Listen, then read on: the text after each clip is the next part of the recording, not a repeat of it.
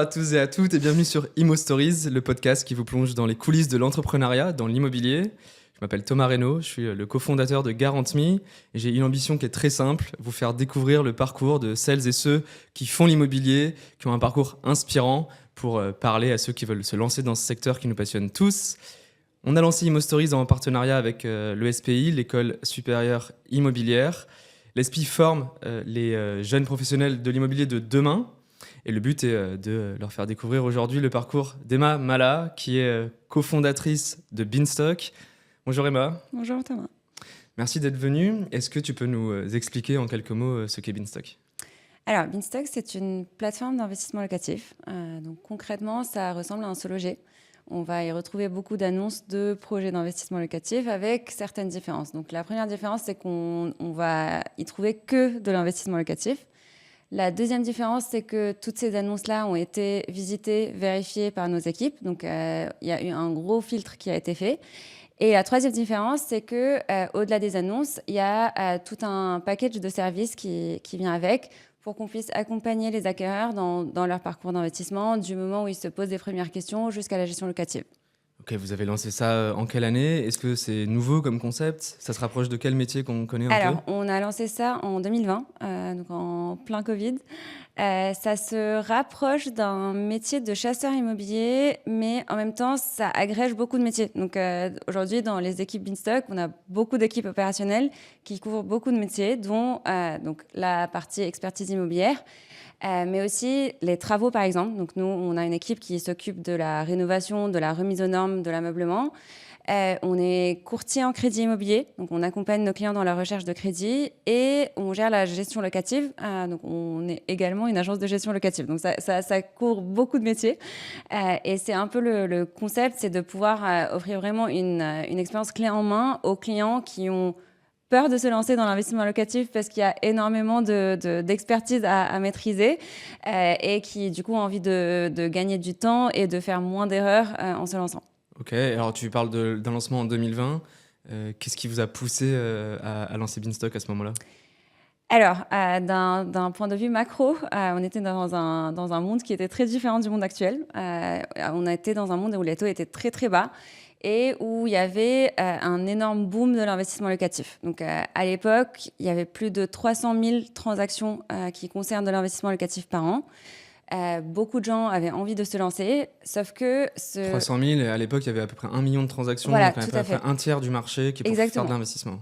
Exactement, sauf que l'investissement locatif, c'est un segment qui est très différent des autres segments d'immobilier. Donc, c'est très différent de l'achat d'une résidence principale ou de l'immobilier de luxe.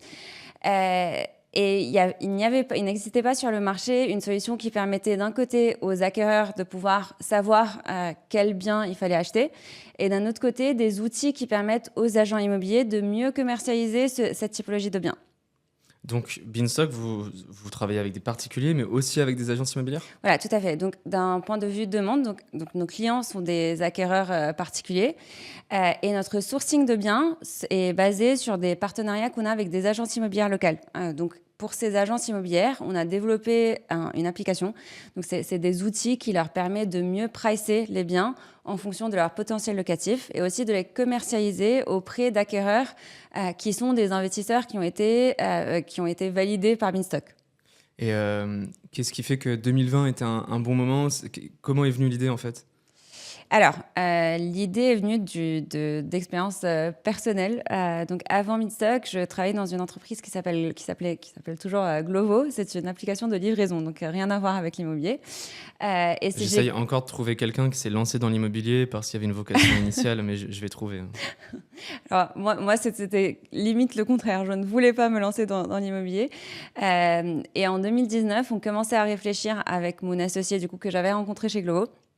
Parce qu'on avait envie de continuer à travailler ensemble et on avait envie de lancer une boîte. On avait fait le tour de pas mal d'idées et mon associé à l'époque avait beaucoup investi dans l'immobilier à titre perso. Et il me disait, c'est fou que l'expérience soit si peu digitalisée, que ce soit si peu accessible. Et du coup, on a constaté un besoin de par son expérience personnelle. Et là, on a commencé à creuser. On a vraiment vu qu'il y avait une très forte demande parce que les métiers ne s'adaptaient pas aux besoins des gens qui voulaient se lancer. Est-ce que c'est quoi les freins à l'investissement locatif chez les Français aujourd'hui ? Alors, typiquement, ça, c'est une stat qui est assez intéressante. Il y a 70% des Français qui disent qu'ils veulent se lancer dans l'immobilier locatif. Il n'y en a que 10 qui le font vraiment. Je pense que le premier frein, c'est savoir qu'on peut le faire. Typiquement, moi, je n'avais pas investi parce que je ne pensais pas avoir la capacité d'emprunt à l'époque et personne ne m'avait poussé à aller voir ma banque ou autre. Donc, il y a beaucoup de gens qui peuvent le faire, mais qui ne se rendent juste pas compte que c'est possible. Le deuxième frein, c'est complexe. Il y a beaucoup d'informations à maîtriser. Quand on achète un bien, on ne sait pas si on achète au bon prix, on ne sait pas à quel prix ça va se louer, on ne sait pas quels sont les travaux qu'il faut faire. Et du coup, on a toujours peur, vu que c'est un très gros achat, de faire des erreurs. Et est-ce que le contexte aussi législatif sur les normes énergétiques rajoute de la complexité ? Alors, le contexte est beaucoup durci depuis le moment qu'on s'est lancé. Quand on s'est lancé, il n'y avait pas les contraintes du DPE. Il y avait beaucoup moins de villes qui mettaient en place le plafonnement des loyers. Donc oui, le contexte durcit de plus en plus. Ça régule plus un marché et ça fait qu'aujourd'hui, l'accompagnement d'un expert, il devient nécessaire. Aujourd'hui, pour mettre en location un bien qui respecte toutes les normes, il y a beaucoup de travaux spécifiques à faire, même pour choisir le loyer qu'il faut appliquer. Il faut respecter pas mal de règles. Et du coup, ça fait d'un côté plus peur, mais ça rend une solution comme la nôtre d'autant plus pertinente.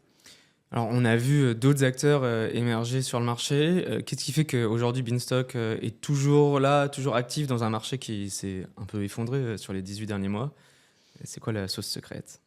Alors, d'un côté, je pense que le marché de l'immobilier, de façon générale, a connu une hausse des taux qui a été assez violente. Mais il existe toujours. Il y a toujours des gens qui veulent acheter, qui veulent investir. Et mine de rien, on a des conditions d'emprunt en France, malgré les taux qui sont devenus plus élevés, qui restent unique en Europe. On emprunte toujours sur 20-25 ans à des taux fixes avec des montants d'apport qui sont ridicules comparés à d'autres pays. Donc, ça reste quelque part accessible. L'immobilier locatif a été un peu moins impacté que l'immobilier de résidence principale parce que donc l'augmentation des taux a fait que la capacité d'achat immobilière a été réduite. Donc, on peut acheter moins de mètres carrés pour un même salaire. Pour une résidence principale, on sent vraiment l'impact. On n'a pas envie d'acheter une résidence principale qui fait 20 mètres carrés de moins parce que ça va avoir un impact sur nos vies. Alors que pour le locatif, à la fin, on investit un budget, on cherche une rentabilité. Donc, que ce soit pour 20 mètres carrés ou 15, tant qu'on a la rentabilité qu'on cherche, ça reste là. Mais au-delà de ça, je pense qu'un des secrets de Beanstock, donc, ce qui a fait qu'on a bien tenu cette crise, d'un côté, tout le monde est très opérationnel chez nous. Donc, tout le monde vend, tout le monde accompagne des clients, en commençant par Alex et moi. Donc, on est vraiment... Alex, c'est ton associé ? Alex, c'est mon associé, ouais. Oui, ok. Donc, on est très au courant de ce qui se passe, on ressent assez rapidement donc ce que sentent les clients, les réactions des agents, comment le marché évolue. Et on a, depuis le début, on a beaucoup travaillé sur l'alignement des intérêts entre Beanstock et le client. Ce qui fait que notre service, si les gens passent par nous, c'est parce qu'ils savent qu'on va les accompagner. On n'est pas là juste pour les accompagner sur la vente et les laisser seuls après. On est là pour les accompagner sur le long terme. On s'engage sur beaucoup de choses. Et du coup, les personnes qui voulaient quand même faire du locatif se sont retournées vers nous comme la solution qui sécurisait au maximum leur investissement. Qu'est-ce que tu veux dire précisément par rapport à un agent immobilier plus classique qui m'accompagnerait sur l'achat d'un bien ? Qu'est-ce que ça change de passer par vous ? Aujourd'hui, ce qui va impacter la rentabilité d'un investissement locatif, donc dans les inconnus qu'on a, il y a deux grandes inconnues. La première, c'est le montant du loyer et le taux de vacances locatives. Et la deuxième, c'est le montant des travaux qu'on va pouvoir faire. Il y a une troisième inconnue, c'est la capacité du locataire à payer le loyer. Tout à fait, mais ça rentre dans la partie estimation de loyer. Et du coup, quand on a commencé, on voyait que même quand on accompagnait nos amis proches pour acheter, quand on leur disait tu peux louer à 780 € par mois, ils avaient des doutes, ils ne croyaient pas. Et donc, on a beaucoup travaillé pour développer des garanties. Donc la première, c'est une garantie d'un montant du loyer. Donc aujourd'hui, quand un loyer est affiché sur Beanstock, si Beanstock n'arrive pas à louer au loyer annoncé, on doit de l'argent au client. Donc vous êtes quasiment le locataire en fait, vous-même. C'est-à-dire que on est garant du montant. On ne va pas finir par louer nous-mêmes, mais on est pénalisé financièrement si le montant du loyer n'est pas bon. Même chose sur les travaux. Donc, le montant des travaux, et ça, c'est assez unique sur le marché. Donc, le devis qu'on fournit au client au moment de son offre d'achat, donc 4-5 mois avant le début du chantier, c'est un devis dont le montant est aussi garanti au niveau du prix. Donc, le client ne va pas avoir de mauvaises surprises quand il va commencer son chantier. Vous devez avoir des super artisans hyper fiables qui vont pas... Alors, on a déjà une équipe d'archi, donc qui sont employés de Beanstock, qui sont vraiment incroyables. Et on travaille avec des artisans aussi qui sont très fiables. Et au-delà de la garantie du montant, on propose aussi une garantie de remise aux normes. Donc typiquement, aujourd'hui, il y a une grosse problématique sur les passoires thermiques sur le marché. Les gens ont peur quand ils achètent un DPEG de est-ce que je vais pouvoir le remonter ou pas. Et donc nous, toute cette analyse, elle est faite en amont. Donc elle est faite en amont et quand on fait acheter à un client un DPEG, il a la garantie que son DPE sera en D post-travaux et que son bien sera aux normes. Et il y a aussi une garantie sur les délais des travaux, donc pour que le client puisse négocier c'est clé son parce différé. Que dans la situation actuelle de tension locative sur le marché, on sait qu'un des gros problèmes, c'est qu'il y a des passoires qui sortent. Donc vous arrivez à remettre sur le marché des biens qui allaient en sortir. Ok, c'est passionnant et du coup on comprend qu'il y a plein de métiers différents chez vous. Moi mon objectif avec ce podcast c'est aussi qu'on puisse découvrir les différents métiers dans l'immobilier. C'est qui en fait les gens qui vous rejoignent ? Alors, les gens qui nous rejoignent sont aussi des gens qui ne viennent pas du monde de l'immobilier. La plupart avaient un attrait un peu perso à l'immobilier, mais on a très peu de gens qui viennent du métier.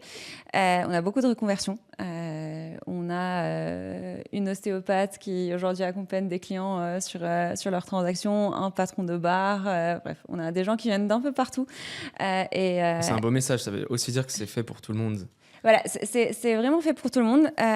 Et je trouve que la caractéristique commune des gens de l'équipe, c'est que c'est des gens qui ont envie de faire bouger les choses, qui n'acceptent jamais le status quo de ouais, mais les choses se passent comme ça depuis 10 ans, donc on va faire comme ça.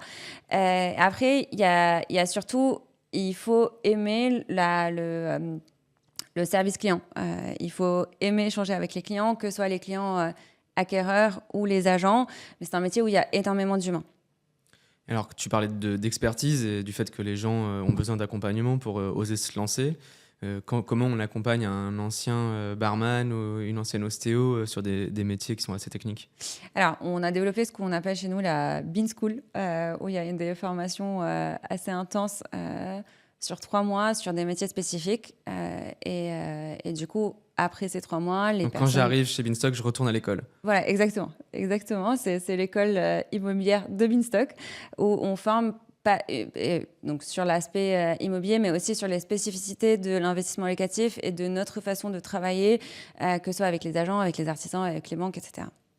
Et du coup, il y a des profils assez différents, sur des métiers assez différents. Tu parlais d'architecte, de gestionnaire locatif, de conseiller immobilier. En fait, on s'attend normalement à trouver ces profils dans des boîtes assez dispersées d'habitude. Comment on fait vivre une communauté comme ça ? Déjà, toutes ces personnes-là interagissent sur une transaction assez tôt. Donc, par exemple, quand on va rentrer un bien sur la plateforme, l'équipe d'experts immobiliers a déjà interagi avec l'équipe juridique qui va analyser la copropriété et l'équipe travaux qui va établir le devis. Donc, à la naissance d'un projet, il y a déjà une interaction entre différentes équipes. Et tout au long d'un projet, toutes les équipes sont obligées d'interagir entre elles. Donc, ouais, c'est vertical en termes d'expertise. Mais sur chaque projet, il y a une dizaine de personnes qui travaillent pour un seul client et du coup qui échangent beaucoup sur le succès d'un seul projet. Ok, donc c'est ça qui fait que les gens s'épanouissent après dans ces métiers-là? Alors, donc il y a une partie de l'épanouissement vient en effet du fait que même si on travaille sur un seul métier, on est très exposé au reste. Mais il y a aussi la diversité des projets. Donc quand on travaille en immobilier locatif, on va aussi bien travailler sur un studio à Paris que sur une coloc à Marseille, que sur de la location saisonnière Parce que sur la Côte vous d'Azur. travaillez dans toute la France. Voilà, exactement. Donc on est présent dans une vingtaine de villes en France. Donc c'est assez diversifié. Et après, on va pas se mentir, il y a toujours des surprises en immobilier. Donc même si on maîtrise tout, on va toujours avoir ce cas qu'on n'avait jamais vu passer et on va devoir se casser la tête pour résoudre le problème. Et ça pousse toujours les gens à se dire, OK, j'ai pas encore tout vu, je vais encore apprendre des choses. Et après, il y a aussi la satisfaction client c'est assez cool de voir à la fin un primo-accédant devenir propriétaire, toucher ses premiers loyers. Surtout qu'on sait qu'il n'aurait pas fait seul. Donc c'est assez gratifiant. Tu parlais donc d'une vingtaine de villes en France. Vous avez déjà regardé l'international? On a déjà regardé l'international. Alors, c'est quoi les différences? Alors, la première grosse différence, c'est le système bancaire. Pour nous, pour nous, Français, c'est assez logique de se dire j'emprunte sur 20 ans avec un taux fixe. Ce n'est pas du tout le cas dans d'autres pays. Dans d'autres pays, il y a des... Je veux dire que c'est encore un sujet sur lequel on a beaucoup de chance, mais on n'en prend pas conscience. Voilà, c'est ça? exactement. Et on n'en prend vraiment pas conscience, c'est assez marrant. Dans d'autres pays, par exemple, les taux sont variables. Donc ça veut dire qu'on bloque notre taux sur 3 à 5 ans.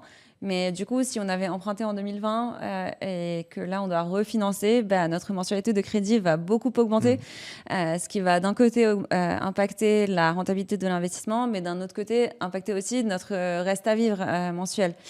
Les montants d'apport ne sont pas les mêmes. Les montants d'apport demandés, Ils sont plus hauts ou plus bas à l'étranger? ils sont plus hauts. Ils sont plus hauts. Donc en France, c'est quoi, 10-15%? Alors en France, c'est 15% du montant global du projet. Donc D'accord. quand je parle montant global, j'inclus les frais de notaire, les travaux, etc. De façon générale, la banque finance 100% du prix du bien et du montant des travaux et demande au client d'apporter ce qu'on va appeler les frais annexes, donc les frais de notaire et les frais d'agence. Donc on a la chance en France que les travaux soient financés par les banques, ce qui Déjà, valorise le bien, il y a j'imagine. 100% du prix du bien. Ça, c'est pas le cas partout. Et il y a 100% des travaux. Et d'un côté, ça valorise le bien et ça optimise la valeur locative. Ça permet aux locataires de vivre dans des logements qui sont beaucoup plus décents, qui sont plus agréables. Et ça permet à l'acquéreur de pouvoir acheter des biens qui ne sont pas en super état et du coup, d'acheter à un prix qui est plus intéressant et d'augmenter la valeur locative. J'ai entendu qu'en Espagne, on devait financer jusqu'à 30% du Exactement. projet, ce qui est le double en fait de ce qu'on Voilà, a fait exactement. en France. Exactement. Typiquement, une autre différence, en Allemagne, par exemple, la majorité des transactions sont des transactions de biens qui sont vendus loués. Donc les gens sont habitués à acheter des biens Habité quoi. habités parce qu'on ne sort pas les locataires. Et du coup, c'est la norme, c'est pas l'exception, alors qu'en France, c'est l'exception.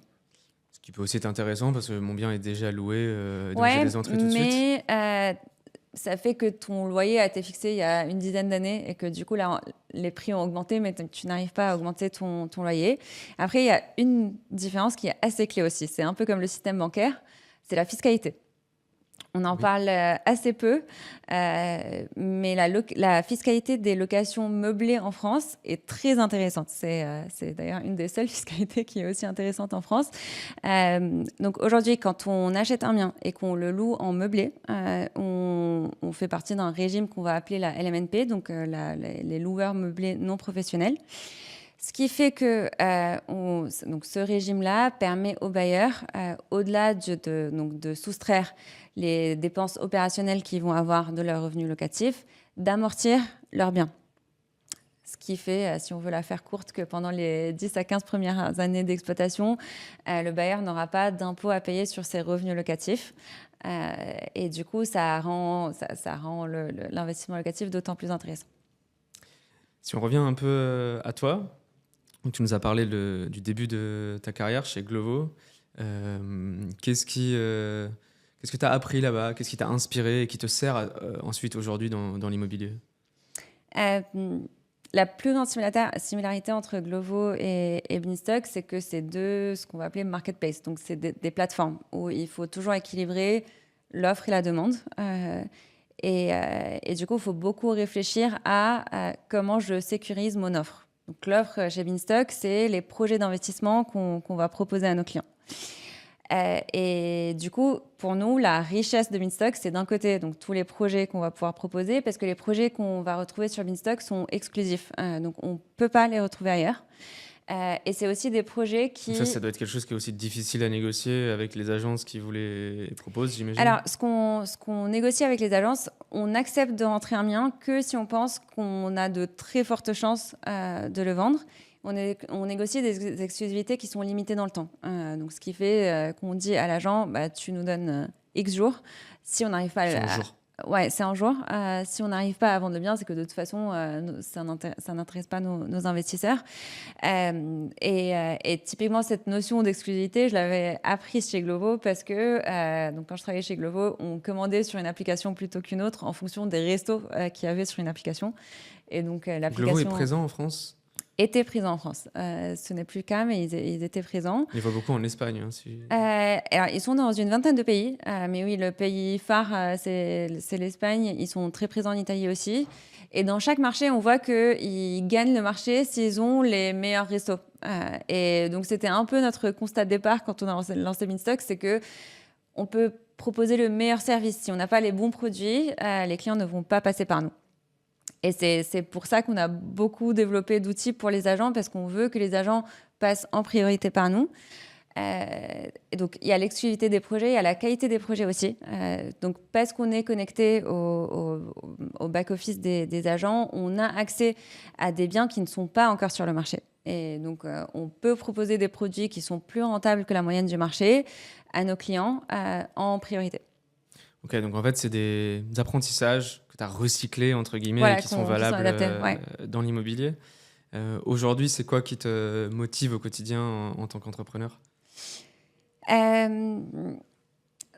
Ce qui me motive, c'est surtout de voir ce qui reste à faire dans ce secteur. Donc, ça fait 4 ans qu'on travaille et il y a encore énormément de choses à faire. Et du coup, petit à petit, on dépoussière des choses, on change quelques habitudes. On voit qu'il y a des réflexes chez les clients qui changent.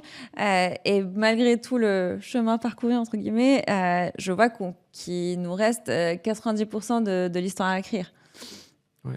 Il y a des entreprises dont vous vous inspirez pour écrire cette histoire, que ce soit dans l'immobilier d'ailleurs ou dans d'autres secteurs ?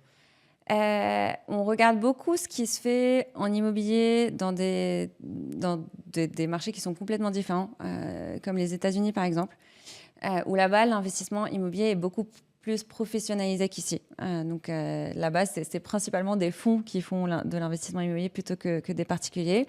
Et du coup, ça met des standards qui sont beaucoup plus élevés. Donc on essaye de répliquer un peu ces standards et de donner le même niveau d'information à nos clients particuliers en les éduquant petit à petit à réfléchir comme des investisseurs professionnels. On pourrait faire regarde... la Bean School, mais pour les clients peut-être. On y réfléchit en ce moment. On y réfléchit, mais de toute façon, un client qui passe par nous, il est formé. Avant chaque étape, il est formé sur comment analyser un projet, quels sont les critères qu'il faut regarder, qu'est-ce qui fait qu'une rentabilité est élevée ou pas. Bref, les pauvres clients, on leur fait beaucoup de didactique pendant leur parcours. Et on regarde aussi beaucoup toutes les solutions de finances personnelles, parce que sur notre créneau d'immobilier, on est vraiment à l'intersection entre je construis mon patrimoine et j'achète de l'immobilier. Ça veut dire quoi ? Ça veut dire que l'immobilier est plus vécu comme limite un placement financier ? Oui, tout à fait. Ouais. Tout à fait. Alors du coup, ça m'interroge parce que très souvent, il y a un affect des gens pour le bien qu'ils achètent. Même si là, ils ne vont pas habiter dedans, on imagine que l'affect est un peu plus faible, mais est-ce que ça, c'est pas un frein à faire des bons investissements, justement ? On en parle beaucoup avec certains clients. Il y a des clients pour lesquels c'est hyper important de pouvoir se projeter dans le bien, etc. Et pour les clients qui ont un blocage sur ce point-là, on essaye d'allier les deux. Donc, si on veut se projeter sur le bien, ça ne veut pas forcément dire qu'on va aller sur un investissement qui n'est pas rentable. Mais par contre, du moins, on ne laisse jamais nos clients acheter un bien dans lequel ils se projettent, mais qui n'est pas rentable. Mmh. Et de façon générale, les clients, quand ils font un premier investissement, pour le deuxième, ils comprennent directement que c'est un placement. Parce que quand on achète notre premier bien locatif, on voit qu'on va y aller une ou deux fois grand max et que la seule chose qui comptera après, c'est de voir qu'on touche nos loyers chaque mois. Et le reste, en vrai... Tu veux dire que les gens ne visitent plus, ne regardent même plus le bien et voient juste un rendement au bout d'un moment? Même si on visite pendant la transaction, parce que c'est quand même important d'aller voir le bien avant d'acheter, après, on oublie complètement le bien en soi. Et ce qui nous rappelle l'existence de ce bien, c'est chaque mois la mensualité de crédit et le loyer qu'on va toucher. Ou les problèmes qu'on peut avoir et qui sont liés à l'immobilier et qu'on comprend. Là, on a beaucoup parlé du début des métiers qu'il y a chez vous, donc la conception des projets, la vente, et donc ensuite tu disais que vous faites de la gestion locative. Ça veut dire que vous accompagnez les investisseurs sur toute la vie du bien, en fait. Oui. Et ça, c'était une décision qui était assez importante pour nous parce qu'on ne voulait pas laisser le client seul quand il y aura des problèmes. Donc aujourd'hui, tous les 99% des biens qu'on a vendus sont sous gestion chez nous. Et du coup, on sait tout ce qui se passe dans la vie du bien. Ce qui nous permet aussi d'affiner nos critères de sourcing des projets parce qu'on a de la visibilité, on a une vision assez fine de en combien de jours je loue un bien, combien de candidatures je vais recevoir, dans quelle ville j'ai des bons ou des mauvais payeurs. Et vous savez que c'est vous qui allez hériter des problèmes à la fin Voilà. si jamais vous choisissez mal les appartements. Voilà. Et c'est un métier un peu différent, celui de gestionnaire locatif, de celui de conseiller en investissement. Comment vous avez réussi à faire vivre ces personnes ensemble aussi? C'est des profils qui sont assez différents. Les gestionnaires locatifs, ils sont beaucoup plus orientés. On résout des problèmes toute la journée. Mais donc c'est quoi comme type de profil? C'est aussi des gens qui ne viennent pas de l'immobilier. Personne ne vient de l'immobilier dans l'immobilier? On doit avoir 2-3 personnes dans l'équipe qui viennent de l'IMO, mais le reste, c'est des gens qui ont fait autre chose. Mais là, ce qu'on a essayé de faire chez notre équipe de gestionnaires locatifs, on a essayé de les sensibiliser à la rentabilité d'un investissement. Et du coup, en tant que gestionnaire locatif, on a vu au début louer un bien en 1 semaine ou en 2. Pour les gestionnaires, ça ne changeait pas grand-chose. Mais pour le client, c'est quand même 1 semaine de crédit qui rembourse de sa poche. Et c'est tous ces points-là sur lesquels on a beaucoup travaillé. C'est chaque décision dans la gestion du bien va impacter la rentabilité du projet. Donc, comment je fais pour optimiser la rentabilité de mon projet en fonction des décisions que je vais prendre? Vous avez vraiment quasiment un rôle de conseiller en gestion du patrimoine et puis ensuite gestionnaire de ce patrimoine. Quasiment. On reste très axé sur un seul produit. Donc c'est ce qui nous différencie aussi des gestionnaires. Oui, c'est l'immobilier dans l'ancien, dans les centres-villes. Si on veut faire un petit bilan maintenant et que tu regardes derrière toi les 4 dernières années, c'est quoi l'anecdote qui te revient, un souvenir marquant que tu aurais envie de nous partager? C'est les premières ventes qu'on avait faites. Parce que je découvrais moi-même le secteur de l'immobilier. Donc, il faut savoir que moi, j'ai lancé Vinstock. Je n'avais pas acheté un bien de ma vie. Et du coup, j'ai beaucoup appris sur le tas. Bon, heureusement qu'il y avait mon associé qui, lui, maîtrisait tout très bien. Et donc, notre première transaction historique, c'était ma coloc qui nous avait fait confiance à l'époque, je ne sais pas comment. On n'avait même pas notre licence pour être agent immobilier. Ça faudra pas trop le dire. C'était les confinements. Et du coup, les délais étaient hyper longs et on avait vraiment envie de se lancer. Et du coup, j'avais visité le bien pour elle. On relisait les documents ensemble. Et c'était la première fois de ma vie que je lisais. Donc, quand on achète un bien, on vous envoie directement ce qu'on appelle le dossier de diagnostic et les PV d'Assemblée Générale de la copro. Donc, une tonne de docs à lire. Et la première fois qu'on lit des documents comme ça, c'est très stressant parce qu'on ne sait pas ce qu'il faut regarder, on ne sait pas ce qui est grave. Est-ce qu'avoir un impayé de 2 000 € dans une copro, c'est grave ou pas? On se dit directement que c'est grave. Et je me rappelle avoir été très stressée. Et du coup, j'avais tout revu avec mon associé qui m'avait déstressée. Et finalement, elle a fait un très bon investissement. Mais ça me fait beaucoup penser à ce que vivent les acquéreurs qui achètent la première fois. Donc, on commence par les diagnostics et par les PV, mais après, on va relire la promesse de vente qui va faire une 50aine de pages, l'offre de crédit. Il y a énormément de docs qui sont très lourds, et on a besoin d'aide pour comprendre ce qu'il faut regarder, ce qu'il ne faut pas regarder. Donc voilà, donc ça, j'y pense à chaque fois quand j'ai un client qui stresse par des documents. Je me souviens vraiment de ces moments-là. Et c'est en gros, on a beaucoup essayé d'expliquer aux clients dans notre façon de travailler qu'est-ce qu'il faut regarder, qu'est-ce qui est grave dans une copro, qu'est-ce qui est moins grave, qu'est-ce qu'il faut négocier sur une offre de crédit. Qu'est-ce qu'il faut savoir accepter aussi, parce que quand on fait un investissement, il y a quelques compromis à faire. Oui, peut-être qu'en tant que professionnel, tu étais encore plus stressé que la cliente. On est toujours plus stressé pour nos clients, toujours. 4 ans du coup d'expérience dans l'immobilier, il y a une fierté en particulier que tu revendiques, quelque chose dont tu es très contente? C'est surtout la démographie de nos clients. Donc, quand on s'est lancé, on voulait rendre l'investissement locatif plus accessible. Et aujourd'hui, quand on regarde notre clientèle, il y a 2 tendances qui émergent. La première, c'est qu'on a beaucoup de jeunes primo-accédants qui sont locataires de leur résidence principale. Donc, c'est des gens qui ont 30 ans en moyenne. Donc, ils investissent pour louer à quelqu'un alors qu'eux-mêmes louent. Voilà, tout à fait. Et toi et moi, on en fait partie. Oui. Et du coup, ça montre qu'il y a aujourd'hui des jeunes qui soit ne veulent pas acheter leur résidence principale, soit qui n'ont pas les moyens de le faire, mais qui veulent quand même commencer assez tôt à se constituer un patrimoine grâce à l'effet de levier, grâce à l'emprunt.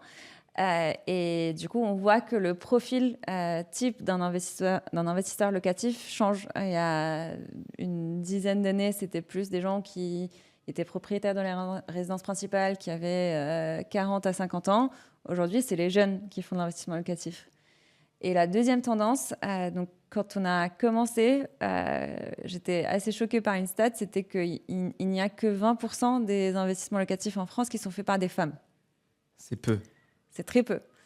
Et chez Binstock, il y a 40% des investissements locatifs qui sont faits par des femmes. Boum, x2. Voilà, x2. Ça, c'est très beau, ouais. Vous n'êtes pas loin d'équilibrer les choses. Je raconte pas souvent mon expérience personnelle, mais je confirme ce que tu dis. Moi, je suis locataire. Je suis même colocataire.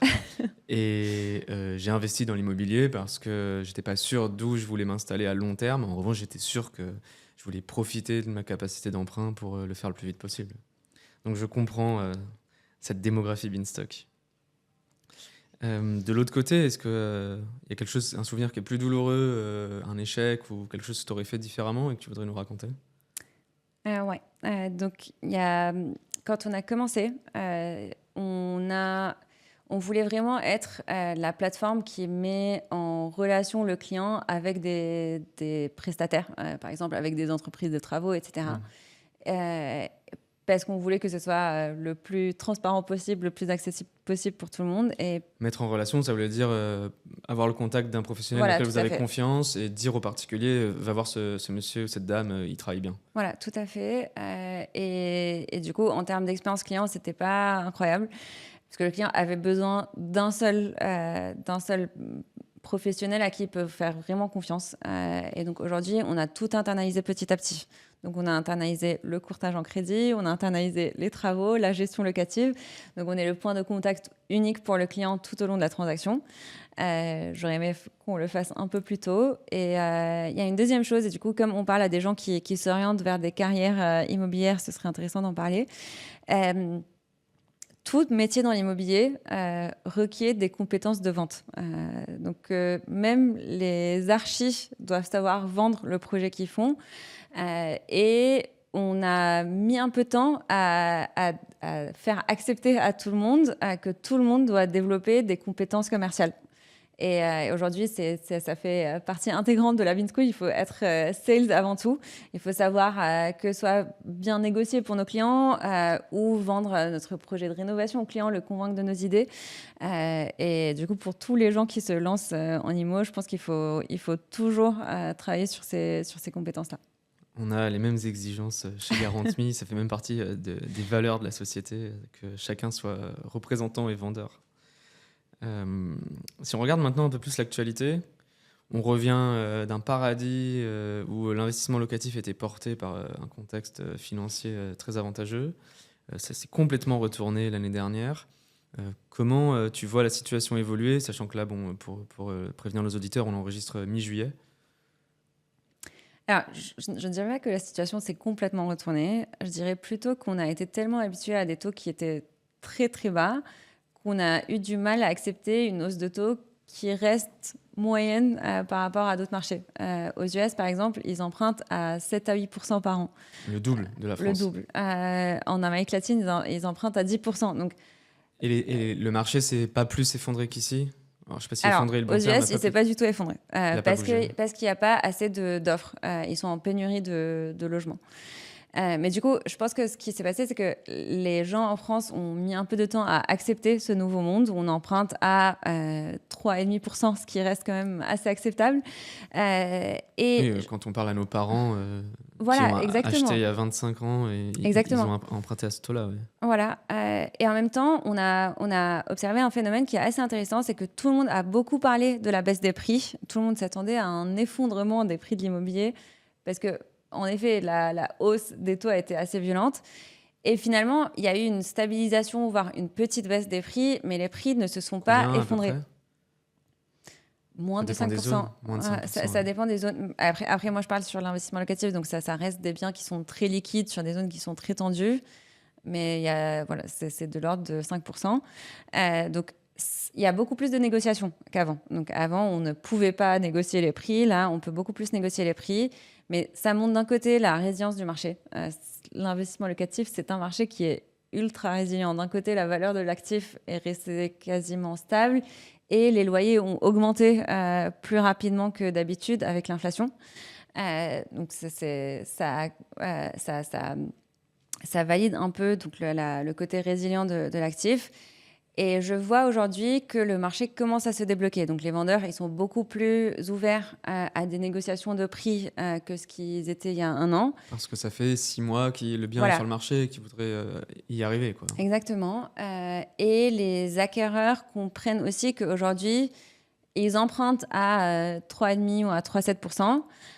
C'est le cap, comme c'est un taux fixe sur 20 ans. Donc aujourd'hui, ils vont pouvoir profiter du fait qu'ils négocient mieux les prix. Et quand les taux vont rebaisser, ils vont renégocier leur crédit et ils vont avoir un taux qui sera plus bas. Ça, c'est une vraie possibilité en tant que particulier de retourner voir sa banque pour renégocier le taux. Oui, et d'ailleurs, il y aura un gros marché de la renégo de crédit quand il y aura une baisse des taux. Ok, moi j'essaierai d'y penser parce que moi j'ai emprunté un peu cher, je trouve. Bon, tu sais qu'on fait ce podcast en partenariat avec l'ESPI. La question que j'aime bien poser à la fin, c'est est-ce que tu auras un conseil à partager à des jeunes qui veulent se lancer dans un métier ou différents métiers de l'immobilier aujourd'hui? L'immobilier, c'est un secteur de long terme. Donc, c'est un secteur où, quand on se lance, il faut beaucoup qu'on travaille d'un côté sur ses compétences, qu'on travaille beaucoup sur en gros, la fiabilité de notre personne. Le nom de quelqu'un en immobilier a beaucoup de valeur, donc il faut faire attention à rester quelqu'un de confiance. Et il faut travailler sur développer son réseau. Mais personne ne réussit en immobilier du jour au lendemain. Il faut toujours bien travailler, parler aux bonnes personnes et ne pas se dire je vais faire des compromis aujourd'hui parce que j'ai besoin de faire une vente aujourd'hui. Quand ça va mal se passer après, on va en parler et ça va venir vous prendre du business plus tard. De la patience, de la constance, de la confiance. Tout à fait, très bien résumé. C'est presque un poème. Bon, ce sera le mot de la fin. Merci beaucoup, Emma. On arrive à la fin de cet épisode d'Imo Stories. Je vous remercie pour votre attention. J'espère que vous avez autant apprécié que moi la discussion avec Emma. Imo Stories est disponible sur toutes les plateformes de podcast et sur le site de GuarantMe, donc guarantme.fr dans la section podcast. On se retrouve bientôt pour un nouvel épisode d'Imo Stories. Et j'en profite pour remercier une dernière fois aujourd'hui l'ESPI, sans qui ce podcast ne pourrait pas exister. À bientôt.